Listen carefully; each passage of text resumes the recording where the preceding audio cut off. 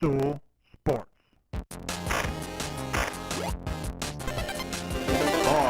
Titus, Brandon Walker. Mostly sports. How's my hair? Oh, wow. How's my hair? How's my hair? Okay. What do you mean, okay? Relax. No. Give me a second. Let me actually look at it. All right. You want me to, like, just... Now I can look at the camera. No. It looks good. It looks good. It looks good. If you just answered, we didn't know. But, okay, this is a pet peeve that I have. Like, when somebody tastes something and they immediately, like, it's so good. No. You have to take a bite, live in the bite, and then give an opinion. I wanted to actually be a good friend, look at you, and decide if I thought it looked good or not, and it does. Shout out Sports Clips. It looks good. It's very good. Hello, it is Mostly Sports. It is Tuesday, June 24th.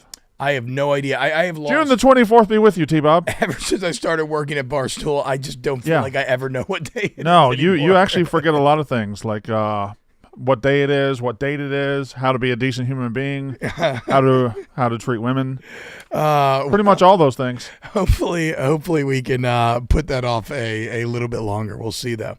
No idea. Well, here's what we can't put off. The delicious ice-cold taste of Jägermeister. Ain't that right, Ebo? Damn right. Wait, that's not the word. Damn, that's cold. That's the word. All right, let's talk about Jägermeister. They could have written a totally normal ad, like a classic ad. They could have talked about their history and their 56 botanicals. It could have been cutesy and salesy and all of that, but you don't want to hear that crap. They just want us to say two things. Jägermeister is great, and you've been drinking it all wrong. How should you drink it? Ice cold. Ice cold. How cold? 0 degrees Fahrenheit, to be That's exact. very cold. 0 degrees Fahrenheit. This is a fun test. We like to do it on the show. What is that in Celsius? That is 0 degrees Fahrenheit is, I believe, minus 32 Celsius, minus 18 Celsius. That's very close. Minus 17 Celsius. Oh yeah, let's go. Got there. Metric system. So wherever you're out, if you're hanging with friends at the bar, or maybe you're just doing the sports stuff or all the mostly sports stuff, call the shots with ice-cold Jägermeister. Cheers. With frosty 0 degree Fahrenheit shots of Jägermeister. Damn, that's cold. And remember to check Jägermeister out at us.Jägermeister.com. Drink responsibly. Jägermeister liqueur, 35% alcohol by volume, imported by Mass Jägermeister US. Do you know where that is?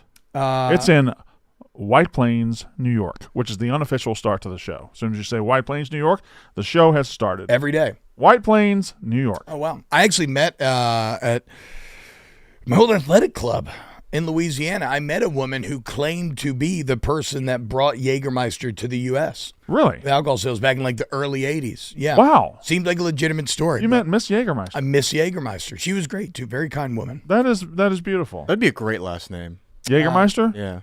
Oh, hello. I am the Jägermeister. What would you go? Come drink me. What would you put first name with Jägermeister?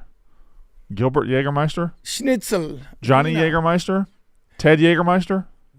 Jimbo Jägermeister. There we go. Jimbo. That's going to be our new mascot. That's so dumb. Jimbo Wait. So Jimbo. How many Jimbos you know in Louisiana? At least 30? Thought we were going to go like Fritz or something, like something German. Yeah. No, just Jimbo. Franz. Yeah, no. Kyle Vaughn.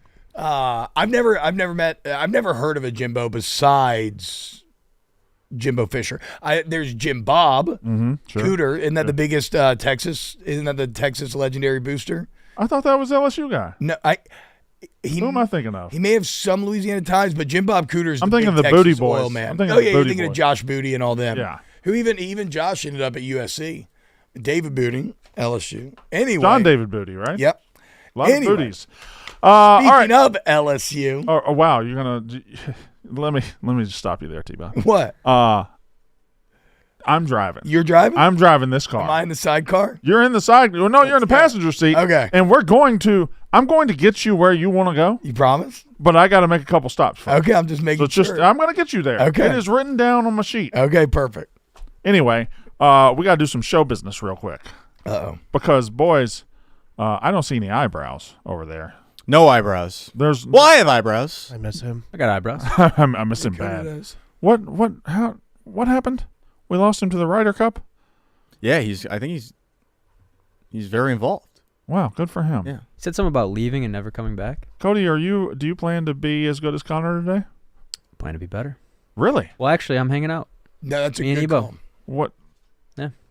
I like that. Somebody, I'm over here. somebody got to do it. Set your intention. You shoot for the moon. Even if you miss, you'll land amongst the stars. That's Yeah, not. that up That's my not street. right. No one's- That- No, that's it's not. literally Can I not just? right and then at you'll all. drift into The moon's not even close to the Not stars. even close. Not even You can close. shoot for the moon and just be nowhere. Well, let's. Why the fuck would I want to You'll go to actually Dallas? drift into the vast nothingness of space and dive of freezing. So I was freezing going to say temperatures. though, technically, over enough time, it is right, because you would float through the void of space and you would run into another solar system star eventually. You'll be long dead, but eventually your ashes would, in theory, end up over there. TJ, What? would you like to register our device so we can continue on the TV? Oh, you have 1 minute. we have one. I like we the have 1 minute. countdown clock. There we go. Oh, We're good. good We're job, good. T. I didn't Got do it. anything. How is everyone always using our? Get off our TV. I didn't do anything. Real quick. Yes. We should. First of all, congratulations to the Oklahoma City Thunder on day 2 of your NBA championship. Mm-hmm. Yeah.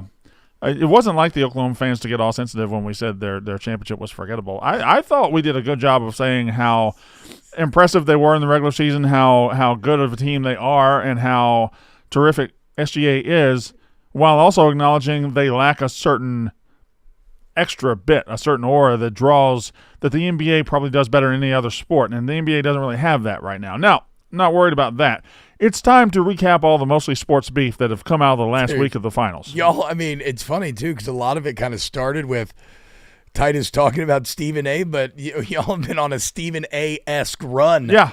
You're just We've fucking been picking up enemies. firing off left and right. We've been picking up enemies along the way, which is about time, to be honest. Last night is my very favorite one that's ever happened, because we put out a clip of Titus saying, by the way, Titus in the clip is wearing a Pacers shirt and a Pacers hat, and not one person has picked up on it. Nobody in the world has picked up on it.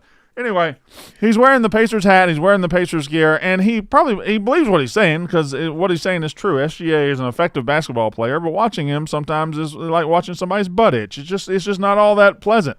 And he said it. And Bob Ryan of the Boston Globe, maybe, And of course, or the ESPN, Around the Horn, Around- as we all know him. But yes, and PTI is a frequent. He was Yes. a frequent PTI sitter-inner. Yes. Anyway, Bob Ryan just tweets out. You just show it, TJ, because it's just a clip we put out. And Bob Ryan goes from 0 to 90 in a heartbomb. Well, it's I didn't know Bob Ryan had this in his bag. Who is this shithead? look laconic, succinct, straight to the point. Just ass Bob. Who's this fucking shithead? That's just my favorite. Like Titus, He's tagged in the tweet. Titus has said nothing to Bob Ryan about Bob Ryan. We've never mentioned Bob Ryan on the show, and he just goes, "Who is this shithead?" Like, all right, man, I mean, chill out. look, I don't know. I don't know that I agree that SGA is that unpleasant to watch. I know this is fueled from an emotional place. Yeah, With Mark, and it is based on a modicum of truth, at least. Like, I know he believes it. so this is where somewhat. people have to take their passions and their emotions out of sports watching, I think, because when I sit here and tell you, I don't know that there's anything that we'll remember about this Thunder team in 15 years. I am not insulting Bob Ryan. I'm not insulting the state of Oklahoma. I'm not insulting anybody. What I'm simply pointing out is there's always a certain aura to an NBA champion. There's always a certain aura to that star of the moment, whether it be Giannis a couple years ago, Steph Curry, LeBron James. There's the NBA always has that little extra with their stars that I think is missing from SGA. Interesting. They won 68 games this year. Yeah. They are an all-time team on paper, but when you watch them, it doesn't pop off the screen like the 96 Bulls, like the 2016 Warriors. It doesn't pop off the screen. Now, this is all fluff, and this is all grandeur, and this is all, but it's fluff and grandeur that the NBA has always specialized in. And when it is missing, it is not sacrilege to point that out. It is not hating to point that out. It is simply an observation based on watching. We just watched a 7-game finals, which should a 7-game finals. You hear it, and it should go down in history as something epic. And whether it be the Halliburton injury, or the fact that 5 games weren't really close, it didn't feel like the epic encounter with two titans. It felt like an underdog fighting, ultimately losing to a team that was just functionally better, but not as aesthetically pleasing as we're used to seeing. And that is not something that should draw out emotions from fans. If we're looking at the museum of Game 7s in the NBA, I don't know. Like we talked about, there's 4 in the last 25 years. Yeah. Is it 4? It's 4th, right? In terms of 7-game series. Well, no. Can I just say something? And I think it has been lost to history a little bit because Kobe occupies a place in people's brains that is kind of unassailable. But that Celtics-Lakers 2010 Game 7 was fucking atrocious. Yeah. It was garbage. What was the final score? 78-76 or something? Kobe won MVP. I think Kobe was 6 of 24. It was just a pathetic showing of basketball. So I will remember that one forever as just being awful. But the tension of the moment was still kind of there. I don't. What was the final score? Because I don't. 83-79. What was that? 83-79. 83-79. Wow. So there was still some tension, at the end. But that's all you can ask for in a Game 7 is just to, be stressed out a little bit. Yes, feel it in your balls. Yes, that's actually. What did you say? I describe it that way as well. Yeah. You just want to feel the Game 7 in your balls. You want to feel like your balls are in your stomach. Yes. Like they're so nervous. You have so much adrenaline that they're shrunken up inside you. Mm-hmm. That's why the statue of David. Yeah. That's why he's suffering from shrinkage. Is because it's before he's about to go battle Goliath, and he has adrenaline in him, so he's a little tightened up. Well, what? That might be why my dick's so small on camera. Let me ask you a question. Yeah, exactly. Just about to do battle. So David beat Goliath that day, right? Yeah, he was able to draw his testicles out and go beat Goliath. What if that had been stone? What if that had been Greg Ostertag? Who in David versus David? David versus Goliath? David versus Greg Ostertag. I mean, same deal, right? Goliath was bigger than Greg. Who knows? Maybe Goliath took him easy. Greg Ostertag probably might not take it easy. I think. Look, a sling to the head, anybody's dead, bruh. That's one of the most underappreciated weapons of ancient times. Missile weapons. We think about the bow and arrow all the time. The sling is lost on how effective and deadly it was. Did guns just kill slings entirely? Because I picture a slingshot right now. Even the best slingshot artist in the world, is he killing me with a slingshot? Not a slingshot. Yeah. A sling. Oh, a sling. You put the rocket, and they used to have whole squadrons of them, and they just be just knocking guys down. But then, I mean, look, the horse archer was probably the dominant military piece up until gunpowder. Mm-hmm. I think gunpowder is what finally did in the horse archer. That's why the Mongolians used to rock and roll so hard. But imagine anyway, seeing a catapult for the first time. That'd be Yeah, I bet that was crazy. Would you just see something flying through the air? Yeah. That's how you would know? just a giant stone. I always think about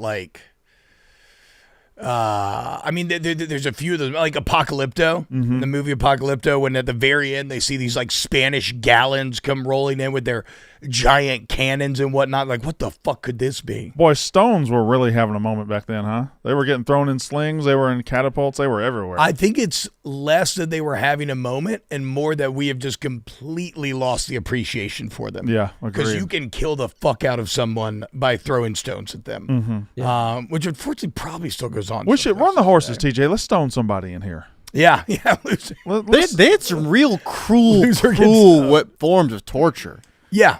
Tar and feather. Stoning somebody to death is you got to be dedicated to the game to stone somebody to death. Easy, Ebo. To be the 19th guy that throws a stone at somebody, you as they're laying and twitching and starting to bleed out and the body's spasming, they probably shit themselves because they've lost all control of their bowels. Let's stone Cody. Throws. I would love to. He looks like that's gonna be your hate. Dibs McJagger. You decide. Who's Dibs McJagger? What? I think he's the Rolling Stones. What are we talking about? What do you I think he's thinking the Rolling Stones. Dibs McJagger. I thought it was a McJagger, like a one last name. I see. Okay. I think the most torturous part of all of that wouldn't be that you're getting clocked by stones and maybe one catches you in the eye and that hurts a little bit. It's just that everyone around you stinks. It smells bad. That's my number one thing about time travel. Everyone's like, I want to go back to the past. No, you wouldn't. It smells like shit. When do you think people stopped stinking? Like 1972? Yeah. Huh. Probably. I mean, it's probably smelly as hell. You don't think you're walking around like ancient London, old London, and just being like, this smells like shit. London is pretty fucking old. I can get back there, to be fair. I think, I don't know. I guess the question may be, when did hygiene becomes something that the masses could engage in. Because if you were like a king or something, you'd have your little perfume baths and all that kind of bullshit.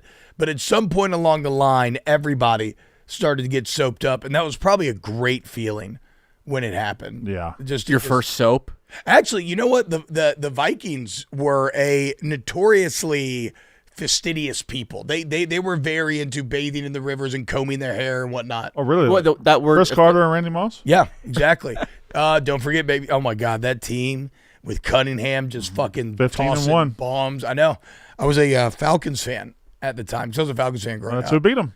And I'll never forget that game. Gary Anderson had made every single kick on the entire year. Yeah. And then he misses the kick in the NFC Championship. And then my guy, the Great Dane, Morton Anderson, comes through and sends the Falcons to the Super Bowl. The Dirty Birds. And then the fucking Broncos beat the fuck out of him. Yeah, and Eugene Robinson got a hooker the night before the game. Yeah. What? Yeah, that happens. Super Bowl. This is Eugene Robinson, the safety for the Falcons, Arrested. got busted with a hooker the night before the game. and He was. couldn't play. I think he was the team captain. I still confused about how he got caught. I don't know. If you're if you're doing it in that moment, you would have thought that you would have had a hookup to where there would be no way that anybody could know that you were going to engage with a prostitute the night before the Super Bowl. All right, beef number 2. So we had Bob Ryan calling Mark Titus a shithead, which I am all for. Again, Titus is suspended indefinitely for his comments. Bob Ryan's Twitter, by the way. We might need to do Bob Ryan's Twitter. I'll do Bob Ryan's Twitter. Let's do Bob Ryan's Twitter first. I mean, he responds to like slop. Do people still eat baked potatoes? Dinner tonight. Hell yeah, dude. He responds to a lot of do anybody. Super serious question. Do people over the age of 50 still read the newspaper? Bro, what kind of you know, stupid that- question is this? Bob. Johnny. Johnny's father has 5 sons. Zay, Z, Zai, Zos, and what's the name of the 5th son? Duh. Oh, it's Zoo. Am I the only person in America who's never owned a pair of Crocs? Bob Ryan says, hell. Hell no. Wait, so Ryan doesn't even tweet. He just replied? Be honest. Who actually passed their driving test on the first try? Yoo-hoo. Over here. No. All in the last 24 hours. He's all doing- of these slop replies. Can you read this? Open your Open your eyes. He's literally doing like your uncle on Facebook. Yeah. But on Twitter. I've never seen this before. I see 6 faces. Looks like 8 to me. Only people with an IQ higher than 140 can see the odd one. Next to the Bob Ryan. He's sincerely He is using it like Facebook. sincerely engaging in all these fun little internet games. Wait, what is this one? Let's guess this. Guys, we're turning into Bob Ryan. Be No. very, very careful. Shut up, Be very, shithead. very careful. Let's guess this. Let's guess this 12 he did. He never skipped school.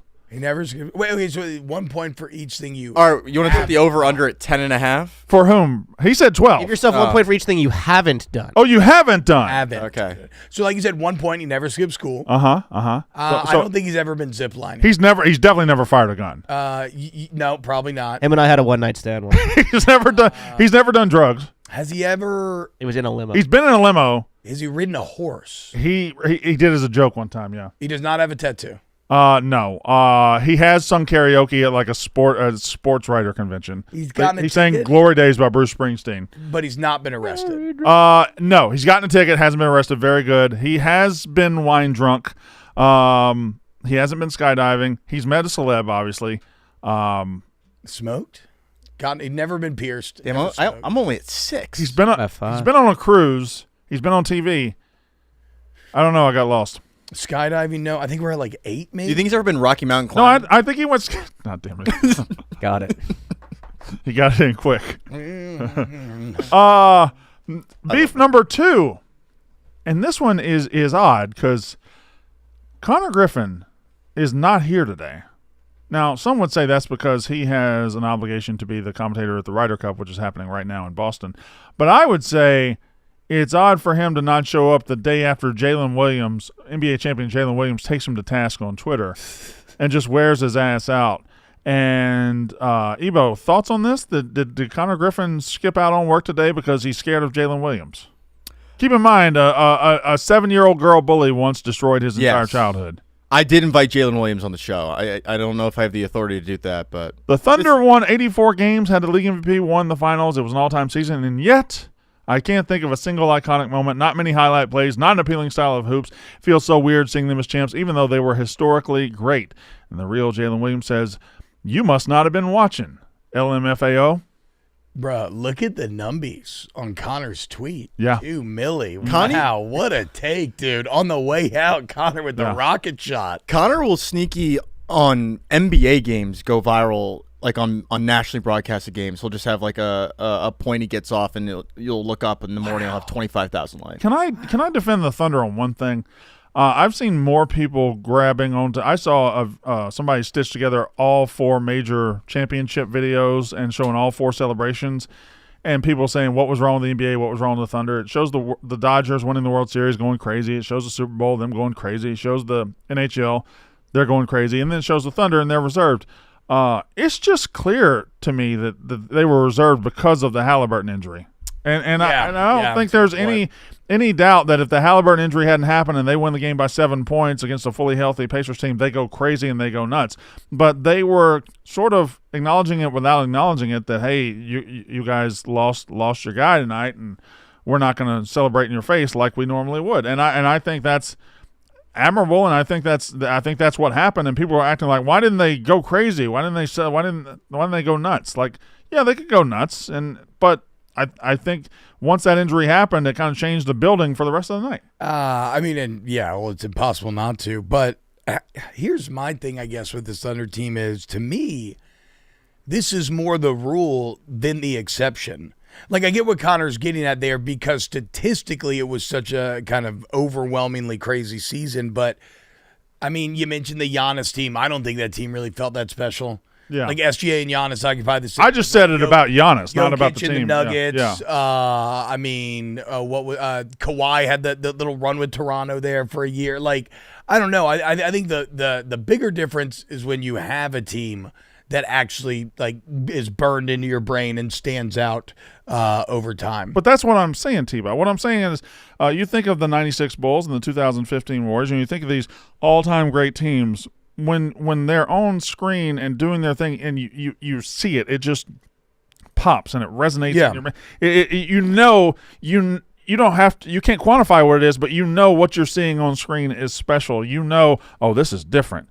And this team on paper is different. This team, with the accolades they were able to accrue with the season that SGA just had, this on paper goes right up there with the Bulls and the Warriors and all the great teams of the past. But if you watch them, it doesn't translate on screen the way it does for those other teams. You know, and I don't think that's. I'm not insulting them by saying it. Maybe it's a problem with me as a fan, or us as a fan, or the way basketball has changed. But it is a fact. well, you know what it is too. It's defense, and especially like basketball defense, right? You can tell. Like a football team can be rememberable, like the Trent Dilfer Ravens teams, obviously, right? Like with the defense being just some killers, there's an absolute stonewall. Basketball defense is not something that translates well to the general public, Especially now. You have to dive into like advanced analytics and look at like points per possession and all this other sort of stuff. Like steals and blocks don't really tell the story, but those are kind of things we always think about. And so they're an all-time good defensive team, but that's kind of inherently unsexy. Well, their defense also muddies up the game and makes it ugly, and that turns people off. It's the Pacers. You could look at it and say that the Pacers are this, the Pacers are that, but ultimately they lost that game the other night because they just kept turning the ball over. Well, why did they keep turning the ball over? Because there's arms everywhere. There's arms and switching, and there's just defense everywhere, and that doesn't really translate to something that is going to stick out for people. What's going to be interesting is, this could be a little potential birth of a dynasty. They could have a run. They could have a run going. Here's the issue. It could be. They're young. They're very young. We sat here 365 days ago after the Celtics won, and I was certain we were on the brink of a dynasty. Yeah, true. When the Bucks won, I was certain we were on the brink of a mini dynasty. When the Nuggets won, I was certain. And for whatever reason, we are in a mode right now of the NBA. We've had a different champion for the last 6-7 seasons now. Ever since the Raptors in 19, it's been a one-time champion. It went Raptors, Lakers, Bucks, Warriors, Nuggets. I'm skipping somebody. Well, we don't count the Lakers. Warriors, it counts. Warriors, Nuggets, and then Celtics, and now the Thunder. What? The Buccaneers. I said the Bucks. No, the Bucks. Milwaukee Bucks. Oh, The Milwaukee Bucks. Talking NBA final. oh, sorry. Yeah. And now it does. I don't know what the next 5 years in the NBA looks like. Somebody is going to stabilize that, and somebody's going to win 2 or 3 in a row.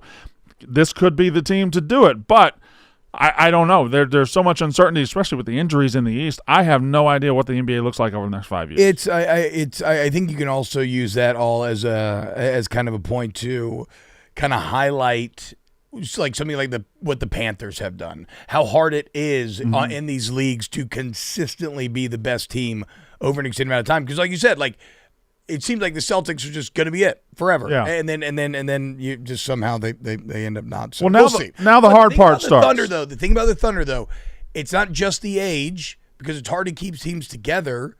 It's the fucking draft resources. Yeah. Whether they It's also the wanted to go- mindset. whether they wanted to go get a guy or they just want to continue to draft and develop guys like Sam Presti. He's been the best GM probably in the NBA for years anyway, in my opinion. But now that he's got the championship, he can like really lean on that and start to parrot it. Yeah. They have 2 first-round picks. They have 15 and 24 in The Thunder. yeah. I have to double check, but yeah, they also 15 and have 24, and they also have the guy last year, right? Nikola Topic. Who didn't play? Yeah. Boy, oh boy. Yes, T-Boy? Boy, oh boy. Oh, I'm there's sorry. Are you going to read that? Nothing like seeing NASCAR roar through the streets of downtown Chicago. A race experience unlike any other, and you can catch the stars of NASCAR take on a one-of-a-kind street course surrounded by skyscrapers and those beautiful lakefront views. 40 drivers, including Chase Elliott and Denny Hamlin, battle it out in the most unique track of the season. The energy is electric. Race day adrenaline meets festival vibes in the heart of the city. Don't miss the Zach Brown Band live from the start and finish line Saturday night, part of the Busch Light Summer Music Series. This is more than a race. It's Chicago's ultimate summer weekend. Get your tickets now before they're gone. NASCAR takes over Chicago. Street racing, skyline views, music, and more. Get your tickets now at NASCAR.com for the ultimate summer weekend. Now we can recap your little weekend excursion that you took to Omaha. Speaking of the ultimate summer weekend, go get your shirts on barstoolsports.shop. What's the actual shop site? Store.barstool. Store.barstoolsports.com. We got some great, this is not, I have mine coming in, the national champion ones. They're incredible, but this is one you can also get. Greatest show on dirt. Brandon, a lot of people wanted me to talk to you Yeah. after this weekend. I wonder why that would be. Oh, because they're fucking morons. Oh, because that's right. You were Here's the thing, quoting T-Bob. Tony V's tiny little PP last week and showing no respect to my guy Jay Johnson, who is now the unquestioned best coach in college baseball. And check this out. Tennessee would fire Tony Vitello today if they could get Jay Johnson. Well, that's just wrong. How about that? And you know that's wrong. How about that? You absolutely know How that's about wrong. that, bitch? There's a couple things here. The fact that you and your brethren took what I said as disrespect. We were arguing who's the best coach in the country. By me saying I think Vitello, it could be Johnson, and I think it's Vitello, I'm saying at worst I think your guy's the number 2 coach in the country. Now, is that disrespect when there's a billion coaches in the country? Also, now that he's won a second national championship, yeah, the argument changes. I mean, it's hard to argue somebody that wins 2 national championships in 4 years.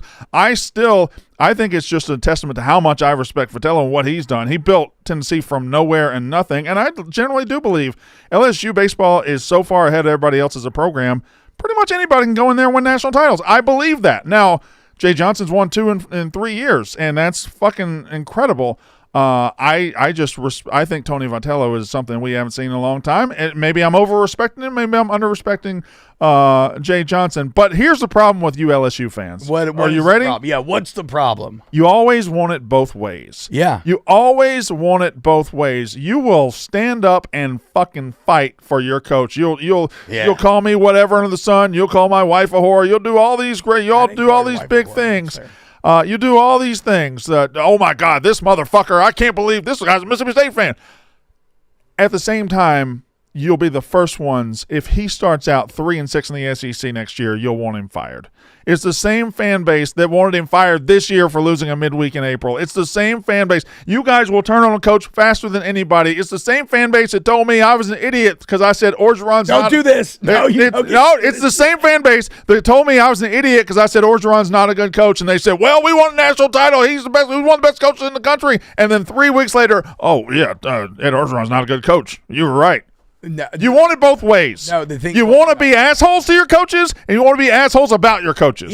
So pick one. Yeah, well, no, that's like with one of your friends, right? You can shit on your friend, but you don't want somebody else to shit on your. Why would you shit on your coach if he's the best coach in America? Because passion is not all positive. Passion means you run hot and you run cold. And yes, we can highlight the extreme edge case of any fan base. Mm-hmm. I mean, anybody. Like you could find you could always find Alabama fans that would tweet like, "Get Saban out of here. He's lost it." Like when he would lose one game. So of course that shit happens. If I were Jay, and here's the deal with Jay, because I do agree that LSU's definitely got some inherent advantages where a lot of people could have great success there. Yeah. Even in that context, Jay Johnson is a step better. And the proof is because when he was at Arizona, which is a fine school as well, but nothing like LSU in terms of, like you said, the kind of Let me stop you there. What? Arizona is 6th all-time in College World Series appearances. They have 4 national titles. LSU just won its 8th, and a lot of it's come recently. Arizona is an all-time great baseball program. So you only get to be involved in this coaching. But no. How do you get one of those jobs though? No, what I'm saying is, he's a great coach. All I'm saying is, I don't know if I know Tony Vitello can do it. I don't know how many people in sports can do what Tony Vitello did. They went to a place that didn't care about baseball, created a baseball program out of thin air, out of nothing. Unquestionably, you know that Jay Johnson could have done it. Unquestionably. He's never done it. Unquestionably, because he didn't. Why is it unquestionably? What? He didn't have to do it at Arizona. He didn't have to do it at LSU. Success in 2 completely different regions of the country. And again, the West Coast or the West is very good at college baseball and always has been. You know that. Oh, okay. no, I know that. Right. But I'm talking culture-wise, right? Because that was the whole idea when he got hired. Was because LSU fans are kind of wanting, do you try to poach like Sully, I remember the time, or the Coastal Carolina guy's name. But it was a big idea when they went who are they trying to get? Like the Oregon State coach from it. Didn't they talk about the Vanderbilt guy at one point? Yeah, exactly, right? They talk about everybody because they wanted the name, right? And Jay was kind of a bit more of an unknown. Yeah. But Woodward, thought he saw some in him. But one of the questions was, okay, will he fit into the South? The same thing that Brian Kelly's been wrestling with. And Kelly, Kelly hasn't yet. Really, it's more about just whatever. Jay has. And it's not the South, by the way. It's LSU. To make it happen here, become the first ever coach to win 2 national championships in his first 4 years at a school. He's a man. He's the best coach in all of college baseball. Have you got your blog ready for when he starts 3-6 in the SEC next year and you want him fired? So, again, you're painting with a broad brush here. Mm-hmm. You want it both ways. You want to be able to paint with a broad brush, but God, fuck anybody else who's going to do the same to you. No. Brother, I have a whole quiver of brushes over here. I got brushes you ain't ever seen before. You try find me one tweet, one anything where I called for Jay Johnson to anything to happen to him when I think they started 3-12 in the SEC. Yeah. The year after they won the Natty, might have finished like 13 or no, it was 5-10. Because then they finished like 13-17. Yeah. But here's the thing. You can finish 13-17 in the SEC and be like the 5th best team in the country. Yeah, they almost made, to be fair, they were 1 out away against UNC from hosting a Super Regional. So shout out Jay Johnson. Well, obviously, he's got 2 national titles in 4 years. It is, if you went around the country and said, who's the best coach in college baseball, the answer has to be Jay Johnson right now. There's no doubt about that. Yes. Thank you. I'm glad that you said that. And shout out to LSU. Oh, see, and look at that, guys. Family. That's an official handshake. At LSU, the only D1 or professional franchise I don't like this. in the Big Four to win 8 championships in the last 40 years. Fuck you, Alabama football. How do you pick out 40 years, by the way? How do you pick out randomly? You go minus 40. Right. How do you just randomly pick out 40 years? How about 25 years? How about 20 years? How about 10 years? Because you're right, because it hasn't been 40 since the first. The first would have been in, 91, I think? Also, first ever school to win multiple natties in 3 different decades. Can I say something about LSU? Absolutely. LSU, I think, is maybe it's just perception. I think they are very much an all or nothing school, and I don't mean that in a bad way. I mean when they have a championship level team, they win the championship. Yeah. Like LSU football has probably had a couple. They've had one championship level team in the last 5 or 6 years. They won the championship in going away fashion. They're not somebody that dicks around. When they get to a championship situation, like women's basketball is a great example. They don't have a great history of women's basketball. They fuck up and have a great roster a couple of years ago. They immediately jump the line, win a national title. They had that. They did have that legendary with Simone Augustus. Yeah, like they had like 4 or 5 Final Fours in a row, but they could never get across the hump. They okay, could never maybe get I'm there. wrong. Maybe I'm well, no, that's just the women's trend. But baseball, when baseball gets within striking distance, they always close the deal. Well, to your point, they've been to 20 Omahas in 40 years, and they've won 8. Winning 8 in an 18 tournament. If you look at other teams, look at the Florida State, who's been, I think, 22, 24 times and has never won it. We've been 12, 15 times. We've won it once. It's shout out to the but I think you're right, too. About I've always described them like an old, like every now and then there's a warlord that emerges and unites all the tribes that are normally like infighting and fucking with each other. But if you can unite them, it's like Khal Drogo in Game of Thrones or like Genghis Khan. If you can get them together, then you can just roll over and raise the entire countryside. And real quick, did you call him Genghis Khan? Yeah, so I know that there's is that like Genghis Khan, but he plays Jenga? There's debate. That's a Cody level joke there. Thanks. There's debate. Somebody got to do it. I don't know what's academically correct, but there's a very good book that I listened to, Genghis Khan: The Shape of the Modern World, and they said Genghis the entire time, so I've adopted Genghis. You're Genghis. Yes, I've adopted Genghis. Can I ask this? Is he just doing what Connor Griffin did with the Eagles? What? Well, no, because no. LSU is just the Eagles. What? Hold on. He just spent a week in Omaha with Mincy. He just got back. He's within 48 hours of watching his team win a title. Yesterday, Connor Griffin was in 24 hours of watching the Thunder win a title, and he made the conversation about the Sixers the whole time. No, I'm not saying about dominating the conversation. What I'm saying is he is doing the same argument with the coaches. Oh, not to that level, because I don't think T-Bob. LSU fans have called for Jay Johnson to be fired, just message board idiot, so not T-Bob. Yeah, Connor Griffin is a message board idiot for the Eagles. Okay. When they were 2-2, he wanted his guy. Sirianni he gone. wanted him fired, and the entire season he wanted Sirianni gone. And even I think he still does. Even late in the season, when they were clearly good and clearly on the way to a special season, it was like, yeah, well, we'll see. Right. We'll see. Bro, they still don't even like Jalen Hurts. He will seed all the way until after the Super Bowl. And then it was finally like, okay, well, he has my permission to be the Eagles coach now. He won a Super Bowl. Nick Sirianni could win back-to-back Super Bowls, and I still think Eagles fans would be like, he's not the guy. Yeah. It's all Howie. They get married to they're married to the idea of how kind of what's the word? Their fan attitude, or the outside view of Philly fans and how we view them, and they're married to the idea of that, and they have to live up to that at all times. They have to live up to that expectation. Yeah. They have to be assholes. They have to be assholes. They're like, God damn it! I don't even want to throw this battery right now. Right? I guess. I'm sorry. Fuck. So chugging on the If I want to go full Connor Griffin, Coach O was not a bad football coach, okay? What happened to him is a story as old as time. It's like an E! True Hollywood story. He just got lost in the sauce of success. Are you calling timeout? No, he doesn't get timeout. Okay, just don't worry about him. Even though, Brandon, I will give T-Bob, credit for this. T-Bob. One of the funniest radio moments I've ever had. We had him on 2020, pandemic year. They're opening with Mississippi State. We're all feeling fat and cocky coming off the natty, and we're talking so much shit. And he comes on there full wrestling heel, like, let me tell you something. Coach O's a fucking joke. He's turning back into a pumpkin, blah, blah, blah. And we're like, no, fuck. And then Mississippi State wins that weekend. Yeah, 44-34. And then everything, like fucking Bo Pelini allows, who was it, KJ Costello, to throw for like 700 yards in a single game. Yeah, sets the SEC record for passing. Oh, my God. Dude. And then he's benched 2 weeks later. Yeah, we lost to Arkansas the next week. But that was definitely the most right you've ever been. But again, it's not because he was never a good coach. It was just because he just, T-Bob. he got a little caught up in it. T-Bob. Well, we're not gonna open this can of worms, but Ed Orgeron I'm going is not a good college football head coach. Bullshit. Ed Orgeron is a guy who happened upon a lucky horseshoe in 2019. No. He accidentally got the transfer from a guy who turned into Joe Montana. No. He accidentally They accrued all these. fought for Burrow.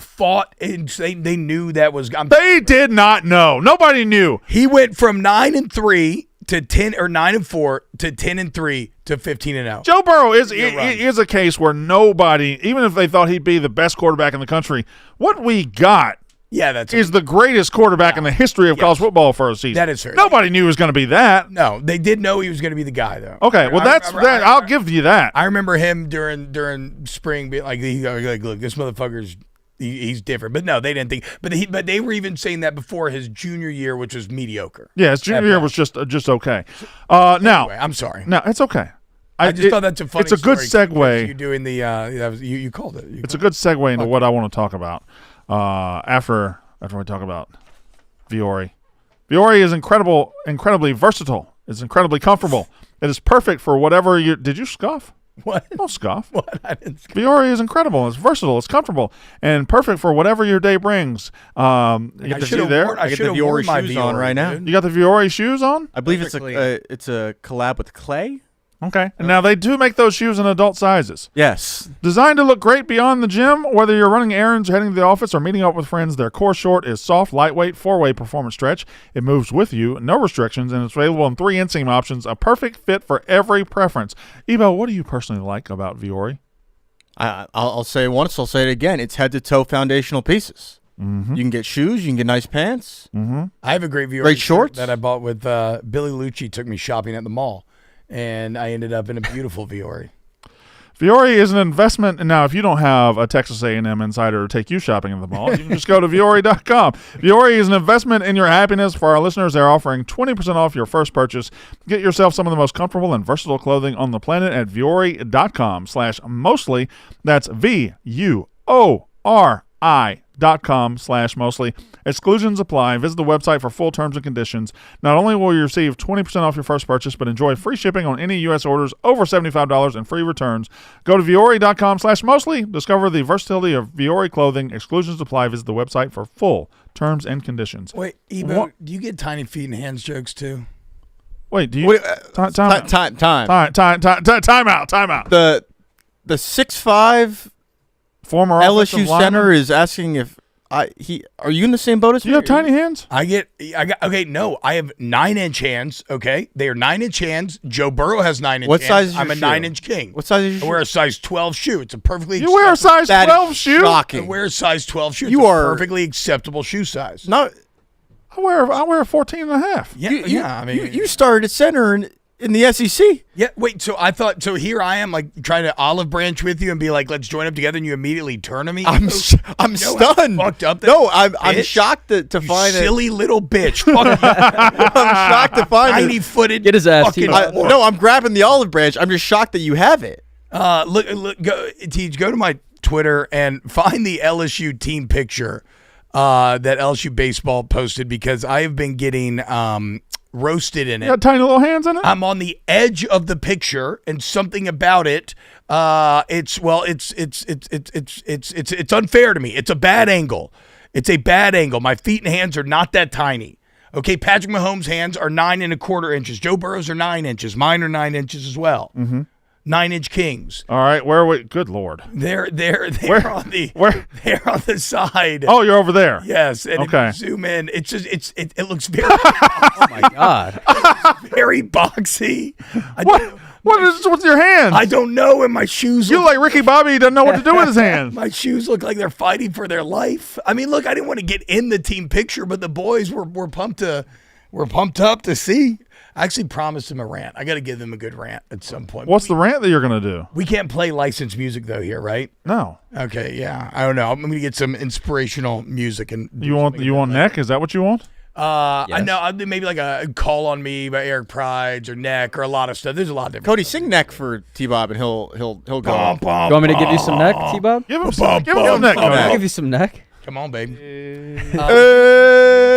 You are a talking outside of your neck son of a bitch. But yeah, so everybody who's been mean to me about that picture, just realize that's very hurtful. Well, and I'm a very nice guy, and you're sitting here making fun of me for tiny hands, tiny feet. Let me tell you this. Fuck you, Ebo, for immediately turning That's on not what happened. I'm glad you're here. no. Oh no! Look at all the. That's not what happened. All the fucking comments on the team picture are just people making fun of me. I'm glad you're here. Listen, safe space.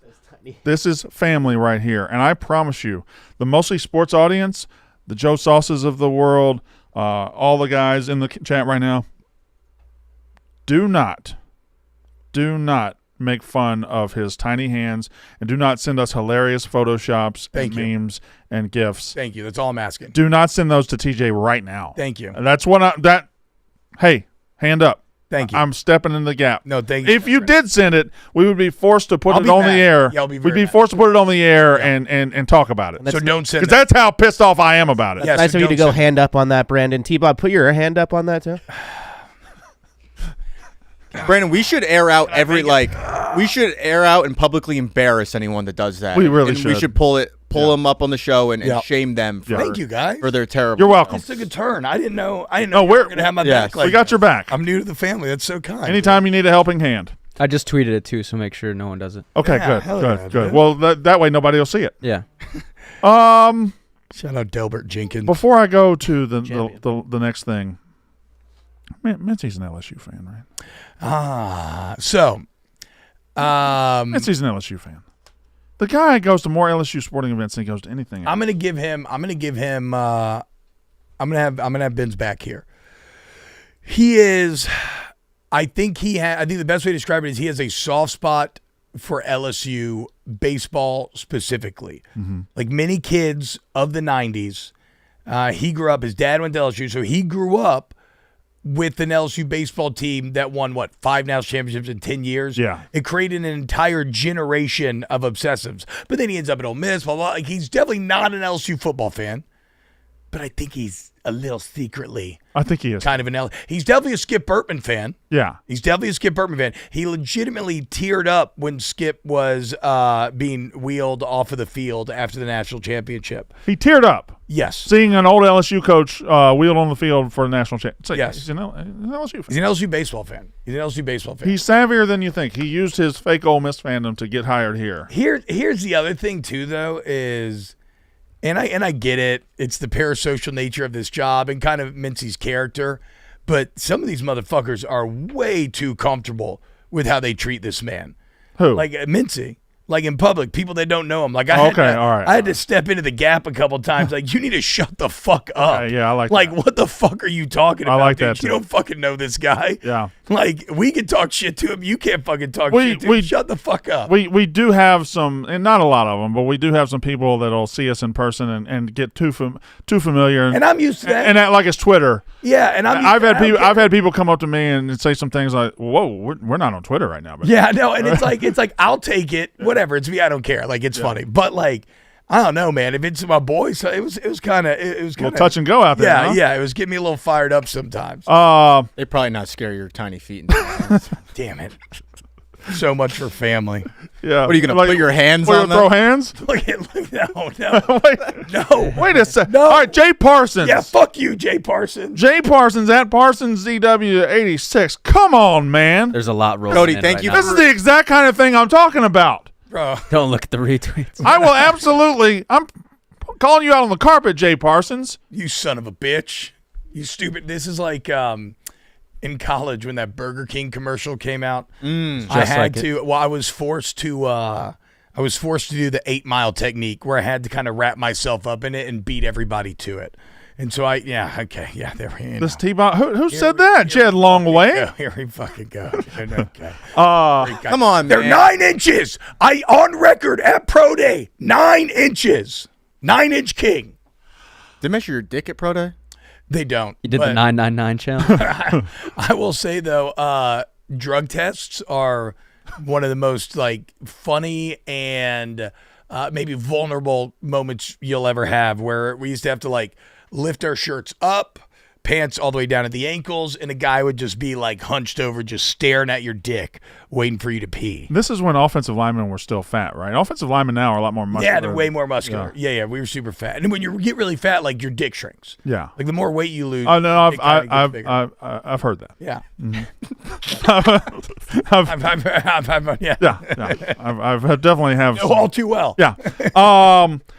This is a good place to talk about this because we just came off the College World Series. You literally were at a college baseball game in 100-degree heat 2 days ago. Yeah, it was awesome. So my question to you, and we're going to use a topic to get there.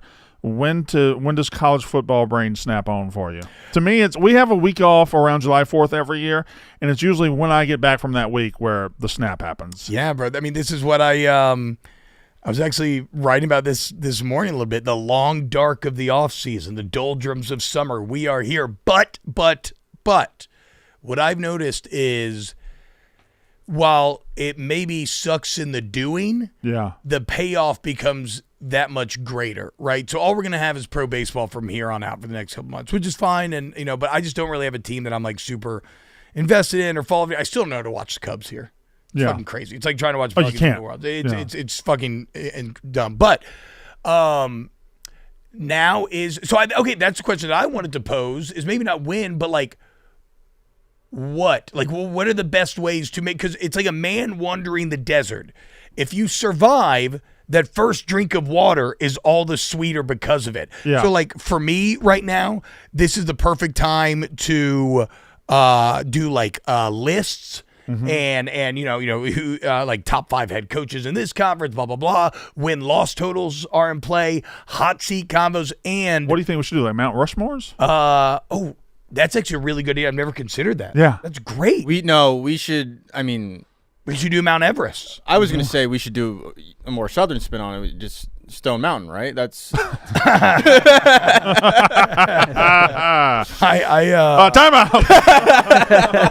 out. No. Wait. To give us a little water as we're walking through the desert. Castellanos, yeah, I believe is how he says pronounced it, or at least is how it's always been pronounced to me. Castellano, Thomas, is it Thomas Castellanos? Thomas. Yeah. So he was at Boston College the last couple of years, and now I'm not going to sit here and lie to you. He's had a couple games where he popped a little bit. He's had a couple games where he had some runs. They had that big win against Florida State last year, which we thought was a big win at the time. That was the dog shit game, I believe. The guy still hasn't eaten the dog shit. Yeah. But anyway, we thought that was a big game at the time. It ended up not being. But Thomas Castellanos is now at Florida State. Florida State opens the season. Yes? Yeah, go ahead. Sorry. Yes, go ahead. Florida State opens the season with Alabama. Thomas Castellanos is flapping those gums. He's talking. And he's not only just talking about Alabama, he's talking all sorts of shit. He's saying, they're here. He's ready to play Alabama. He doesn't fear Alabama. He's got something for Alabama, stuff like that. He's also saying, they don't have Nick Saban to save them. I just don't see them stopping me. Bold take. He's also saying today, he's like, I got the quote right here. I got a squad now, but I used to have to do it by myself at Boston College. He says, quote, I feel like I tore the ACC up by my damn self for the last 2 years. Did he really? Is this AI? This is from On3. This is from On3. I feel like I tore the ACC up by my damn self for the last years, and now with a squad. I hope people don't think that Florida State's going to be the same team it was last year because we have weapons. People just can't sit back in zone coverage and watch me. I'll just say it right now. He just didn't tear up the ACC. He was, again, he's a solid quarterback who had moments, but he also his ass got benched. He got benched. Dude. Yes, dude. He got benched, and he didn't make it through the entire season. And now he's out there saying he didn't have anybody on his squad. Now he has a squad, which not only good for him, but no. Not only did he get benched, though, his kind of attitude and leadership were very much called it because he gets benched and he quits. And all the reporting that we heard around it was that he was, kind of like that quote, just like a very like, me, fuck you all else. Like it's all about me. And that's in the ultimate team sport. So this is just like, feels like confirmation of all of those reports about what he's like. Now he's going to a team that is in desperate need of a leader. And I'm not sure we're seeing it right now, but I think it goes to a bigger point. I think it really does. 3 years ago, if Florida State's opening the season with Alabama, do you think Mike Norvell or Florida State allow their quarterback to talk shit about Alabama? You think that if Nick Saban's on that sideline, I think the fear of Alabama is completely gone and out the window. The fear of playing them is gone and out the window. He mentioned Nick Saban by name, but if Nick Saban were there, he wouldn't be saying a damn thing. Also, like, Mike Norvell should Mike Norvell should have the everybody shut up sign anyway. In the locker room. Right now, Yes. anyway. Everybody shut the fuck up. You are 1,000% correct that Castellanos would not be talking this shit if Saban was still there. No, he wouldn't. And honestly, we would all know that they were going to lose 59-7. Right. And that would just be like, okay, whatever. Let's see what they can do after that. To your point now, I still think Alabama wins, but we don't know. Yeah, Alabama's better because Florida State was historically bad last year. Yeah. But I don't think Alabama's Alabama. I don't think they're a 3-loss team. Yeah, I think they're at least a 3-loss team. Hell yeah, baby. And in fact, T-Bob, I'll have the summer to make up my mind. I think this is going to be the weakest SEC in a long time. Good. I think Texas is the only team I can look at and say they're going to be national title good. I don't think I can look at Georgia and promise they're going to be national title good. I don't know what they're going to do at quarterback. I don't know if I believe in the guy.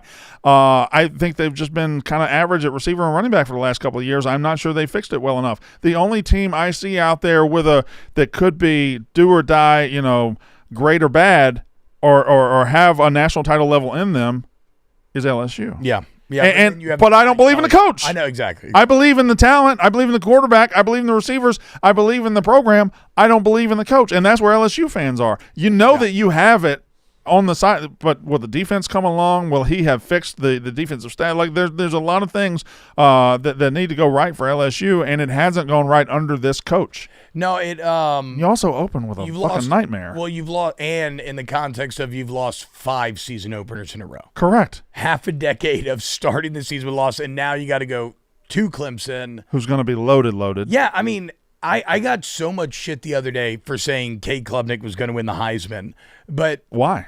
Because LSU fans feel like, oh, you've sold out, you betrayed Garrett. Because look, Garrett Nussmeier is also one of the premier candidates. I'm just thinking odds-wise, it's a little tough to imagine LSU getting their 3rd Heisman quarterback in the last 10 years versus Clemson maybe getting one. And did Lawrence never won it? He got close. No. But Nussmeier's also got to navigate a hell of a lot trickier situation than fucking That's what I'm saying. Klubnik does. Look, Clemson's got multiple All-Americans in the front 7. The weapons, the young weapons came online last year. Look at how they played Texas last year. Going there at night to start the season with Brian Kelly's worst part of his tenure has been his openers, where they make wholesale changes afterwards and get better. But it's like, what are they doing before the season to learn what they have? No, I don't think LSU's going to beat Clemson. But you can in this day and age. They could still go 10-2 after that, make a playoff, and then maybe make a run. But continuing with me thinking the SEC might not be where it is, and I might change my mind. Like, Ole Miss won't be as good a roster as they were last year. South Carolina, everybody thinks is going to take a step forward. I don't see it. I think they lost so much defensively. Yeah. Florida, again, talent looks like it's there. Coach stinks. Like there's so many teams in the SEC that look like they might be putting it together, but something is holding them back. Oklahoma. They certainly improved in the offseason. Coach stinks. Where's it going to come from in the SEC? Georgia it's either Texas, Georgia, and an LSU or Alabama that joins them, and I don't know which one it is because I think DeBoer is such a significant step down from Saban. They don't know who their quarterback's going to be. They can sit here and act like, look at our roster. Yeah, look at it last year. Oklahoma beat you by 3 touchdowns. Vanderbilt beat you. I was a massive Kalen DeBoer supporter, and that was the one guy I didn't want going to Alabama. But to your point, year one, unquestionably disappointment. And, they are really hand-waving away the quarterback situation. Really are. Like you're telling me that, oh, my God, I got Austin Simmons from Ole Miss. It's Ty Simpson. Simpson. Or a true freshman. Yeah, exactly. But, I mean, you're trying to sell me the idea that Ty Simpson is going to be significantly better than Jalen Milroe, even though he couldn't beat out Jalen Milroe for years. It just doesn't make sense. Ty Simpson has never been able to win your job. It just doesn't make sense. And now he would win it by default, and you're saying, oh, that's our guy? No, it's not. Yeah, exactly. It would have been your guy before. Exactly. You went out there to Oklahoma with a bad quarterback and a bad offense last year and willingly took a 24-3 loss. You telling me you had a better quarterback on the bench? Yeah, I know. It's starting to shake. It feels good, Yeah. boys. What we're doing It right feels now, fucking good, boys. me and T-Bob are long tossing in the bullpen. We're just kind of stretching it You out. got the band. Yeah, we got the bands. I'm doing the show. Yeah. Getting late. Yeah, ready just to just go. getting the kinks out. This is I'm excited for this stretch, and then it's going to culminate in actual football here in a little bit. I bought my first season preview package. This guy Pick Six Previews on Twitter. Oh, Very good. You don't have to tell me about Pick Six Previews. He's the best. So I've never bought it before. You haven't? No, this is my first year. Oh, by the way, I better not have to buy it either. I literally just purchased it this morning before He is the Pick Six Preview is the best in the business. A lot of people like Phil Steele and all that stuff. I think Phil Steele's magazine's well, too you know, much fluff. Phil's like a little Yeah. it's nostalgic. Yeah, I yeah, like yeah. to get it just because. Pick Six Previews as we've gone in the digital age is the best out there. Hell yeah! I bought the hard copy. Yeah, I mean, it comes with the PDF as well. But yeah, I'll be getting that hopefully in a. Brett sent you. Oh, there we go. Yeah, shout out, man. Hell yeah, dude. I'm pumped up. I'm very excited. I'm gonna be locked the fuck because that's what else. Are those hard copies available yet? I haven't got No. mine. Okay. They said I think they ship in July. Okay. But here's the deal: is guys, fans, football, NFL, college, whatever. This is the time to study your roster and know. Okay, where do we think we're strong? Learn all your O linemen's names. Okay, we already got the Athlon. Athlon was here. first to print this year, and Where you're strong, and I where keep you're it. weak. T-Bob, transfer portal has changed everything. The information in this isn't worth all that much anymore. It's tough. It's tough. It's tough. It's not as thick as it used to be. I will go to my grave. If I live 90 years old in my 90th year, I will buy this magazine. I will buy the Athlon. I'll buy the Street and Smiths. I'll buy the Lindy's. If you put out a college football preview magazine, I will read. Well, I mean, we all have fond memories at our age of growing up reading them. and Yeah, just we getting do. Excited. We do. Also, I mean, Cody should put one out. you're a writer I am. by trade. I That'd am. be shit Yeah, if I so- People forget that. You have to support print media. No, fuck them. What? But fuck them. Why? Those are your Because people, sports bro. writers are the worst people in the world. They're the most privileged. They're the most. They're the most self-important douchebags in the entire world. And when I was one of them, I was a struggling one, and I didn't break through, and I am bitter about that. And now, fuck them. But that's why you're so good at speaking, though. Yeah. Because writing's infinitely harder, and if you can be a good writer, I can write. I'm a good writer. I was a believe speech it. writer for Coca-Cola, or Chick-fil-A, or who knows, Delta. Who knows who it was in Atlanta? But anyway, there's no way. There's truly no way of knowing, and that one's true because I didn't put my name on it, so there's no way of knowing. What else we got here? College football this year, I think everyone needs to manage. This needs to be the year that people start managing their expectations a little bit, I think. In what way?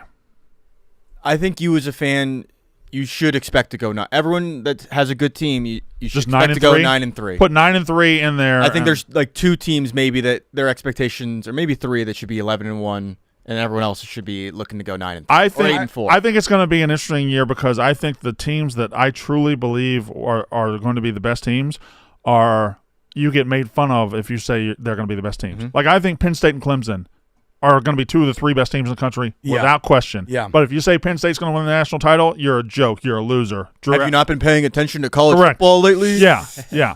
Clemson's the same way. Clemson's the same way. Oh, they're in the ACC, but like they're loaded. Penn State's loaded. yeah, then it just becomes semantic because they those are championship caliber teams. Right. They're championship caliber teams. But this is also the time where I would say that you're allowed to be fantastical. Like, yeah, sure, you could do the 9-3 thing, or you could just choose to believe that your team's going 12-0. Is that Just what you fuck do it. every year? I mean, look, when you talk about the NFL right now, I'm choosing to believe that, like, Tyler Shuck's going to be a good quarterback, which is fucking stupid, objectively stupid. No, you're doing great. But Steve. I think he's going to shock the world, and the Saints are going to win the NFC South because rookie phenom Tyler Shuck, who had that one good season, half a good season. That's in an college. interesting thing with you. Are you are completely 110,000% a Saints fan? You're not. Do you carry the Falcons stuff because they're arch rivals and you have ties to both. I've been on both sides. I grew up a massive Falcons fan, and then I switched to the Saints when I was in college because like I was back there. My old man was working for the Saints again, And he had his own weird breakup with the Saints before getting back to Yeah. it. But which, by the way, he'll be up here in a couple weeks. He's coming? Yeah, we're gonna have him in studio. No, we got to get him in Yeah, here. oh yeah, we're gonna get him in here. But I'd like to just roll all the LSU people through that we can. hell yeah. Well, he's not an LSU guy actually. He went to a small school in Louisiana, Northwestern State. So shut the fuck up, Ebo, you tiny-footed freak. That's also We gotta go side by side. Yeah, we gotta have a foot we off. gotta have a foot off. I'll be honest. But no, he where was it? Oh, so I cheer for the Saints. The only team though that it does like ruin my day if they lose is LSU. the only one that ruins my day is Mississippi State. Yeah. I love the NFL though. Yeah, I'm a Dolphins fan. I was a Dolphins fan in 1984. Wow, hell yeah. I've been a Dolphins so fan the my whole Marino life. helmet's even like But it doesn't better gift. ruin my day like Mississippi State losing. No. It doesn't change my mood, my attitude. It doesn't. I don't go Frank the Tank for the Dolphins. And I'm a Braves fan. I don't go Frank the Tank for the Braves. I'm with you. I'm with that as well. Yep. I'm with that as well. But I am very excited. I'm excited to see what I'm excited for the NFL. They had Jaden Daniels highlights playing this morning. I hope mostly sports fans realize that this is going to be the summer of college football on this show. So Let's fucking go, nerds! you don't have to, Did you see? When are we doing our Big Sky preview exactly? huh? Our FCS preview? Who do you got in the FCS this year? Oh, Early prediction. Oh man, come on. Notre Dame. I think Notre Dame looks good. Actually, there is Pac-12 news today. Is there? Yeah, they just struck a deal with. So you just CBS. both of you just sent the Blutman horn, and he's not I answering. know. I The actually have it FCS right thing here in and my the notes. Pac-12. How's the Blutman horn not getting responded to right now? Literally, the first thing I wrote in her new Pac-12 deal was Liam needs to weigh in on. Tennis. Oh, he's watching tennis. Wait, can anybody name? Can y'all name, boys? Because I could not. Hand up. Who are these 7 football playing schools? They need one more, but who are the 7 football playing schools in the Pac-12 right now? Okay. That would be. Okay. You want to go around the room? Are these these actual teams, or Yes. are they teams Yes. have been rumored? Like Texas State last week got rumored to be in the Pac-12. They're looking for an 8th, and I'll tell you, Texas State is the rumored favorite to land the 8th because they have to get 8 to be I guess to technically be a football conference. So Oregon State, Washington State, Yep. have they officially added Boise in that capacity? Yep. Okay. Yeah, all the people that you like, those teams that were rumored are officially joined pretty much. Colorado State? Yep. Yeah. Nice pull. Boy, this is It's tough. it's- St. Joe State. No. Fresno State. Yes. Fresno State. Good call. getting on that bench can be rough. Sorry, I was playing Pokey. Dog. Finish this question for us, Blutman. Ask the question again. Right now, okay, who currently are these 7 football playing schools in Pac-12 already named? Has been Oregon State, Washington State, Boise State, Colorado State, Fresno State. You need 2 more. It's tough. Wait, so we already have. There's 17. Just name the Pac-12 7. now. Just name the 7, Blutman. You got. What? Dude, Ball knower. Oh, no. It's tough, dude. Oh, It's no. tough, dude. It's I had Who no are the other idea. 2? St. Diego? The other San Diego State no, yeah. and Utah State. Yeah, that's I right. thought and you then said Utah State. No, sorry. This And is then they're why going to you add can't do Texas lists. State. Anyway, And Gonzaga's in there for basketball. Blutman, answer this Texas question. State's on the way. Who's the best FCS team this year? Probably gonna be North Dakota State. Bryce Lance is a wizard. I was going to say North Dakota State's always the answer. Pretty safe bet. yeah. Always the answer. That's just because South Dakota State has so much moving out of the program because a lot of their coaching staff went to Washington State. Quarterback goes to Iowa. Ball Best knower. receiver goes to Northwestern. Great offensive lineman goes to Northwestern. They just had too many moving parts, and that's tough to sustain. So I lean towards North Dakota State. And once again, Bryce Lance, demon. God, Trey's I am brother, wide receiver. I'm fucked. Y'all want to play Housel? My wife Yes. just texted me. I'm so mad at you. I fucking hate you. I missed her. She didn't say I fucking hate you. Oof. What's she mad at? What'd you do? She brought the kids to the doctor, and Yeah. I don't know. Like, I know we have health insurance right now. You don't know what. But I don't know where the card is or anything, I guess. And oof, boys. So she's doing all the parenting stuff and all the serious lifting. Yeah, well, I sit here and You're sitting here jerk off in studio. showing your tiny hands. Again, 9 inches. It's completely normal hands. The literal, completely normal hands. 12 and a half. Objectively 12 and a normal half hands. foot's Okay. great. There he is. Okay, that looks like a club foot, but that's because That does look like you're. The two-tone shoes aren't doing you any it's favors either. It's a top-down angle. It's a top-down angle. Can you guys. put him next to like someone else on the LSU football team for reference? With Like, who adult else- feet? Yeah, like someone, Glenn Dorsey maybe? No, it's like Or- my, boy, my best friend, Will Blackwell, wears like size 16. Jesus. Has like 10.5-inch hands. Big Well, let's T's just like have a him 30. next to Big T. Big T's like a size 30. Yeah. Those LSU moms took pictures full uniform on their recruiting trip. How do you size up versus them? Okay, bud. Fuck you. Enjoy your new Pac-12. Okay? I'm not enjoying that. You know my thoughts on this state of the world. Is there? Look, see those feet look tiny. Ma too. They're Duke just suited big up. guys, dude. Oh, those are women. Why was that the title? Oh my god. Let's play Housel. Yep. Household. Oh fuck. Let's play Housel. Time out. I gotta let's do a I use your timeout. gotta Use call your a timeout timeout. real quick. My bad. I gotta remind y'all that there's nothing like seeing NASCAR roar through the streets of downtown Chicago. Race experience unlike any other. Catch the stars of NASCAR take on a one-of-a-kind street course surrounded by skyscrapers and lakefront views. 40 drivers, including Chase Elliott, Denny Hamlin, and others, battle out on the most unique track of the season. The energy is electric. Race day adrenaline meets festival vibes in the heart of the city. And you don't want to miss the Zach Brown Band live from the start and finish line Saturday night, part of the Busch Lights Summer Music Series. Remember, this is more than just a race. It's Chicago's ultimate summer weekend. So be a part of it by getting your tickets now before they're gone. NASCAR takes over Chicago. Street racing, skyline views, music, and more. Get your tickets now at NASCAR.com for the ultimate summer weekend. You know I like my chicken fried. Cold beer on the friend. Let's do a Housel. And then we'll talk a little baseball because this Cal Raleigh character just won't quit. No, That's- best nickname ever, too. Raleigh's in North Carolina, Brandon. You sound like a fucking, Yeah. Fucking idiot. Look at a map fucking once. dummy. It's a fucking research. So let's guess the house price here. Boy, oh boy.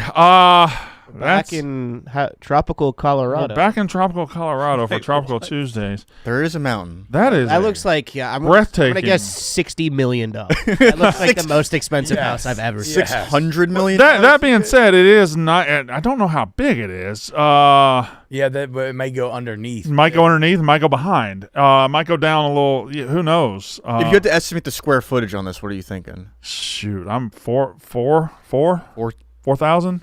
I don't think it's huge. 2.4 million. I'm going 6-7. 4.5, and it's an ugly. This guy. I kind of like where Blutman is. I'm going a little lower. There's no evidence. There's a lot of property here.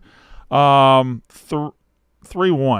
All that land could be. I think that's. All that land could be property. Can I just step in before we make our first guess? Yeah. I watch a lot of YouTube videos of toward this $9 million Aspen mansion. This is high, you think?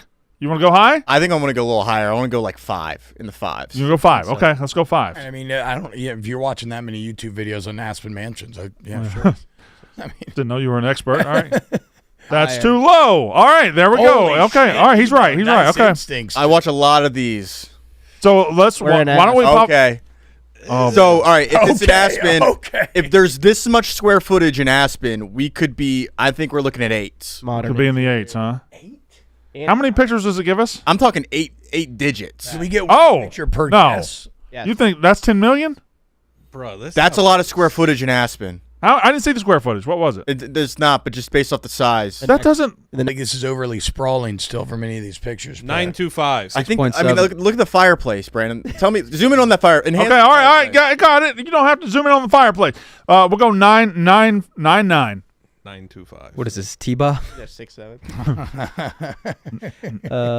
That's the 1-2 punch from T-Bob right there. Too low. Oh my goodness. I'm telling you, Brandon, Boy. that's a lot of square footage in Aspen. Hey, I gotta say, Ebo is dialed Yeah. on the Aspen. Again, you keep saying that. I don't. 7,000 square feet. Okay, all right. 16.7. I was like T-Bob. I don't see the square footage in the pictures. 12.5.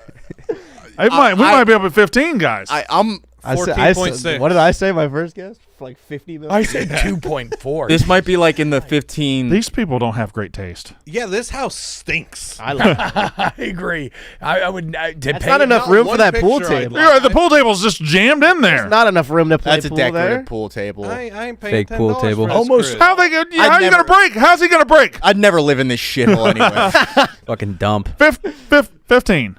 6. 15.5. Almost all pool tables are decorative, by the way. 15, Very 3, rare 6, is 7, a 8. pool table that gets used a lot. Mine gets you. 15.5. Consistently? Yeah, I keep my Mantiques on it. Okay, exactly. What number did you No, pick that's up one. there? That's one. That's not enough zeros, It's a one. TJ. It's a one. We need one more number. TJ. Jesus! I'm telling you. Not high I'm enough. telling you. TJ, put in your 60. Let's see what the guys. next clue is. 60.7. These people suck. 6 bedrooms, 5.5 bedrooms. These people. So where's all the square footage I hear about? Whose house is this? Everything is jammed in here. Somebody on the Nuggets just get traded or something, and this was their house. Whose bed Now look, night is that? look, guys, look at the view. The view is The view's immaculate. So this thing is up on a nice mountain. Do you think this like ski in, ski out type deal? I don't know. Gotta be. Private community? You ain't even facing the view. We going to 20? 22. He's right. You're facing the wrong way. Why'd they put this bed facing? Well, who knows what's out the other way? That could be a No, mirror. the bed is I think facing- no, that's a mirror. That's a mirror. That's not a mirror in the back. It is. a window. Yes, it Shower is. curtain. The candles in the mirror. That's a mirror. The bed. Oh, that's a mirror. I Yes. see. Right Make the there. room- that's Look, a- that's a mirror. And so that's an interior design trick to make the room look bigger. Yes. Yeah. Why? Yeah. Oh, that's hideous. And you have a fireplace in the bedroom. You got Michael Scott's bed down there? All right. We're going 22? 22.5. 26.7. 22.5. What a waste of money. That's crazy. That's Could have bought fucking so many. crazy. Guess again. Too low? Too low. What the fuck is happening? Boys, we may be broke. This might just be a sign to us that there's buys levels to this? this shit. Who buys Might be that? 26. Just do your 60 mil. There already. cannot be a market. They got their fucking furniture from Wayfair. Where? Cannot be a market. Brandon, I'm going to say a number, and you're going to tell me how it makes you feel, all right? All right. 36.7. You know what, Cody? At this point, I'm willing to go with you. All right. All bets are off. Yeah, 36. 36.7. 36.7. That's a crazy price for this If thing. this tells me too low, I'm gonna break this table. Oh my Too Oh low. my god! No chance! How many fucking millions is this house? Bro, if you get like a condo in Oh, Aspen, man. that is true.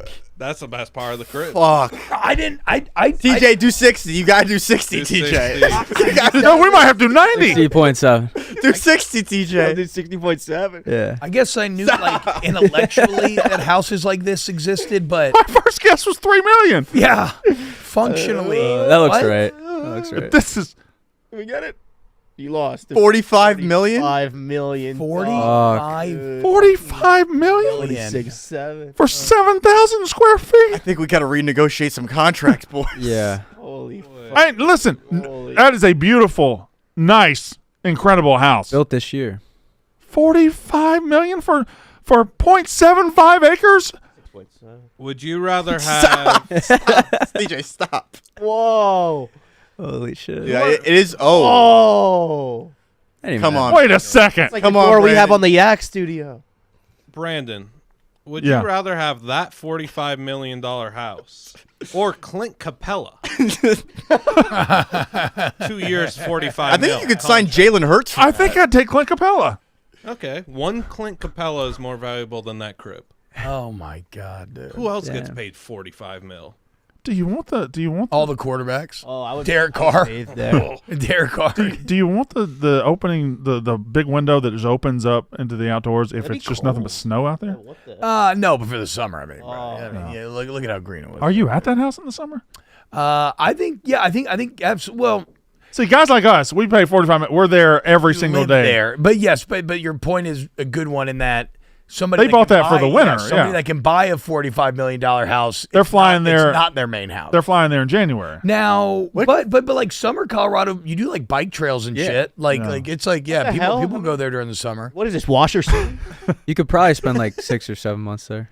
I don't know what this is. Yeah, probably. Yeah, maybe. It's got to be ski in, ski out, because that looks like a mud room. Yeah, gotta be. I mean, if I pay $45 million for a house in Aspen and it's not ski in and ski out, then what the fuck did I just do? You could rent it to $250,000 a month. It's got to be on like a private, like just a private mountain or something. This Cal Raleigh character is it. He got four games with a home run in a row. He had 2 home runs in one of those games. He got 32 home runs. Yeah. He might break all the records. So he's on pace for 67. He broke, for catchers, he broke Johnny Bench's record of 28 before the All-Star break. And then I read this Well, morning. that wasn't the record for catches. That's what it said on. Before the All-Star break. Yes, sorry, before the All-Star. Okay, all right, Before fair the enough, All-Star fair break. He's at 30. He's at 32 Yeah. right now, with 19 games left till the All-Star break. And then, if we think back to the McGuire-Sosa race back in the day, Yeah. at the break, McGuire had 37, Griffey had 35, Sosa had 33, and again, he's at 32 with 19 games left for the break. He is at an all-time pace. Now, Ebo, you said he's not the only one. Acuna's going nuts since he got back? Yeah, Acuna has been going ballistic this month. Soto's been going off. I mean, Judge might hit 60 as well, so... His batting average finally fell to where we're not talking 400 anymore, right? Yeah, around 367. Yeah, about like. I mean, still incredible, but yeah. 400 was never going to happen for a hitter. 400 slugger. I don't think 400's it can never happen. Yeah. It just never happened. 400 is never in happening. general. How about the best part about Cal, though? The nickname? Nickname. His mom doesn't like it. Big dumper. The Big Dumper. I thought it was maybe fecally related, but from reading, it's just because he has a really fat ass. It's a big, thick. Well, that's fat not ass. too is far thick from as hell. fecal. Yeah, no, yeah, quite literally not so far. But Not far at all. Big Dumper hitting a record amount of home runs is just a perfect confluence of elements. Yeah. Just all coming together. Like, that's wonderful. Yeah. That's why sports are great. Because this man's nicknamed Big Dumper, and he might set the AL record for home runs. He led me to the Dingers Only Championship on Pardon My Take last year, and we had the Dingers Only draft next year. Starts July 2nd. You'll find out when Pardon My Take comes out next, I believe, who everybody took. So, Can I ask you a question about Big Dumper? yep. If he's on pace or approaching pace to break the recently broken American League home run record that everybody said they didn't care about, Sure. and they, Well, ESPN won't cut in like they did for Judge. you don't think so? No. I mean, listen, he's at 32 home run pace, and people are just now starting to talk about him. And ESPN probably still isn't talking about him. Well, they're not incentivized We to did talk just start about talking baseball. about him, too. Yeah. I just said everybody started talking about him. Well, and also ESPN now literally giving up all their MLB stuff has no incentive to want to push baseball at Right. all. And listen, he is going absolutely batshit insane right now. Like last year, I think what was he? 35 home runs last year, 40 home runs, somewhere in there. And it's a big step up to what he's doing now. He's having a Sammy Sosa June. So last 4 years, 27, 30, 34, and 32. So he's 3 away from a career high. We're 76 games into the season. Yeah, it's unbelievable. He is rewriting everything that a catcher can do in baseball. Being able to have that amount of offensive production from genuinely the most like physically intensive position in the sport is, and people might be like, oh, they just. When I say physically intensive, it's like, oh, it's just a guy sitting there not moving. No, like, No, the reason they get a day off every 5 days. Catching yeah, definitely is. Yeah, busting their 1000%. knees up. Can I Especially now with the way they catch, they're so limber. Can I ask a and stuff. non-ball knower question? Sure. And I'm laying down my sword. I'm saying I do not know ball in this instance. Defensively, where does it is he good? Is he great? I think he's about replacement level. If I did check, maybe a bit above. I read today that he was. Fangraphs. I saw that he was elite today. Yeah, So I Fangraph- read that he was elite as well. I'll have to saw check. he got 'cause the platinum Fangraphs glove. likes him a lot defensively, but I don't know about Baseball Savant. I haven't Does looked at his does Savant page. WAR take into account both defense and offense, or are there separate Yes. wars for defense? So and it's offense? number of runs you save your team on defense and the number of runs you earn your So team right on now he's on pace for a 10.7 WAR, which I guess Buster Posey is the greatest catch teaser of all time with a 9.8. And So he is on a just unprecedented pace. And I know Platinum glove last year. you guys oh, aren't wow, okay. you guys aren't in the weeds with WAR, but there is now an argument about which WAR they should be using. Oh, there's war among the there's war. a lot of war. There's a war. because I've always been the Yankees fans are using the B WAR, but when they should be using the F WAR for the So which catchers. war do you like? I like I'm that. not I'll be honest, I'm not a fan of WAR. I don't think we should be going to WAR. What is it good for? Yeah. I mean, that was a pretty interesting WAR we had yesterday. Mm-hmm. That was Kind quick. of just on and off. Are they we having it again? I thought, is it back? Wait, is I don't know if it's back Is on. it back on? I don't know. fuck, I hope not. I don't. I also disagree with war. I think World War Why One are is you pretty fascinating. Why are you a teapot right now? What? Why are you a teapot? Why am I saying like this? Yeah. I think I'm having latent anxiety about the conversation I'm gonna have with my wife after this show ends. Okay, all right. And it's making me nervous, and so I'm turning inward on myself. You know how that is. Yeah.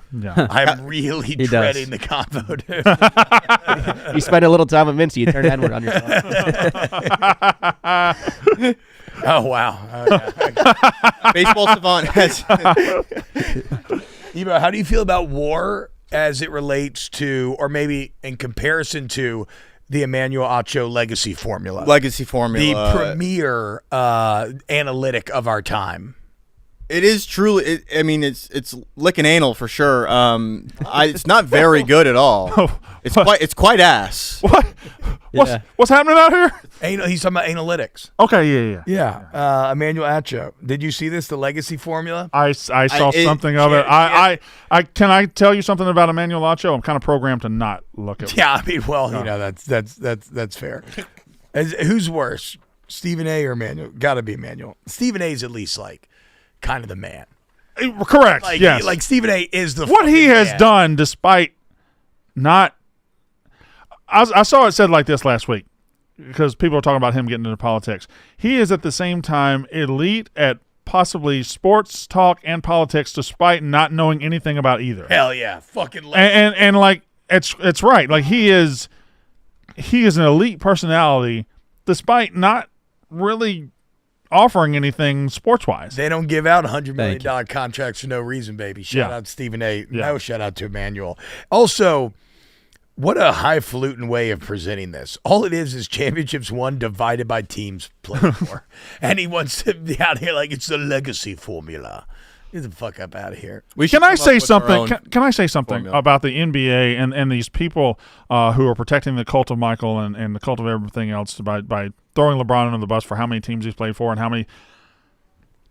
It is not LeBron James' fault. He got drafted by one of the dumbest organizations in sports, and it never has been. For 20 years, I've been fighting this battle. True. Kobe Bryant got technically drafted by somebody else, but he got on draft night. He got sent to the Lakers. Yeah. On draft night, Magic Johnson got to the Lakers. On draft night, Michael Jordan got to the Bulls. On draft night, Larry Bird got to the Celtics. These are all organizations that will, for decades, are hell bent on winning and know how to do it. LeBron James went to the fucking Cleveland Cavaliers, and after 5 or 6 years of being their absolute workhorse and trying to drag them to a championship, despite idiots in the front office, he finally said, fuck it, I'll just do it myself. I'll go out to Miami, I'll do it myself. Magic Johnson never had to do that. Kobe Bryant never had to do that. He was given a Shaq as a rookie. Like, yeah. There's these people saying, well, he didn't do it with one team. He went ring chasing. He had to go ring chasing because of what fucking the fates gave him as an NBA franchise. He had to fucking do it. If Kobe Bryant had been drafted by the Hornets and stayed with the Hornets, guess what he wouldn't have? Championships. Guess what he would have done? Left. And you know where he would have went? To the fucking Lakers. I mean, it's a very good point.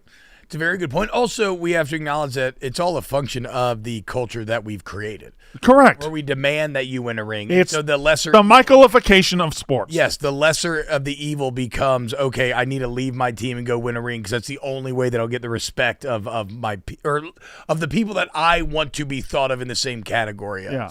And we created this, and like the Celtics in 2008 to top LeBron created a big three.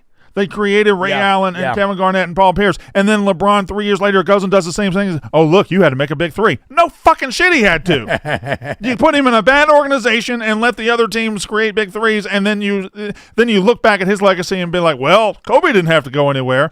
Yeah, Kobe also spent 3 of his championship seasons as the second best team player on his own team. LeBron's never been the second best player on his team in his entire life. Also had Phil Jackson. Had everything. Like also had Phil Had Jackson everything. be the Had the unquestionable refs in the pockets. time, dude. It's people are so intellectually dishonest about NBA discourse and championship discourse. I agree. And I don't care if a guy's been on 30 teams. If he goes out and wins championships, he goes out and wins championships.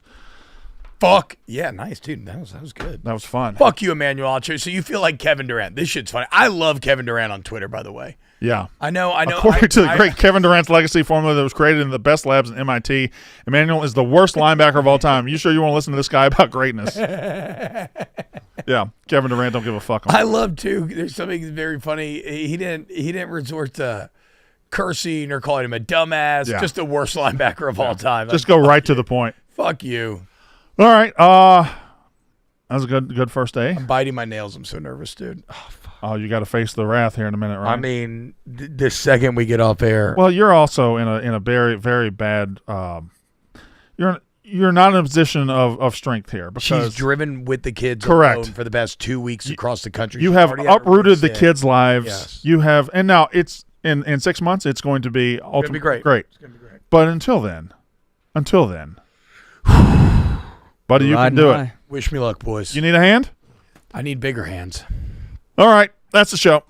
Hey, who's gonna say the thing? That's how ball is done. Why'd you do it like that? You want me to do it a different way? Well, let's just we're gonna do tryouts real quick. Tryouts. We're gonna do tryouts. Ebo, you're trying first, then Cody, then Blood. All right, guys, that's the show. We'll see you tomorrow. That's how ball is done. All right, there's Ebo. That wasn't terrible. Thank you for watching. That's our show. We'll be back tomorrow. The year is 1925, and that's how ball is done. I don't hate it. That was a choice. Wow. I like took a stab there? We took a stab? Wait. I like there That- you that- went You want me to for do? You can do it. You do whatever you want. Yeah, This is yeah. your chance. Do it in your own You, Ebo way. you want another Give 'em try? redo, give 'em You want redo. another go? Go Ebo mode on it. Ebo. All right. Ebo, you're up. All right, guys. Thank you for watching. That's our show. We'll see you tomorrow. Actually, that's how ball is done. Okay, not bad. That's All right, good. Blutman, you're going to finish us off here. Thanks, guys. That's our show. We'll see you tomorrow. That's how ball's done. Oh, see, now that's That might have been the best one. All right, boys. How about them blue jerseys? oh, they look great. That's just tough day.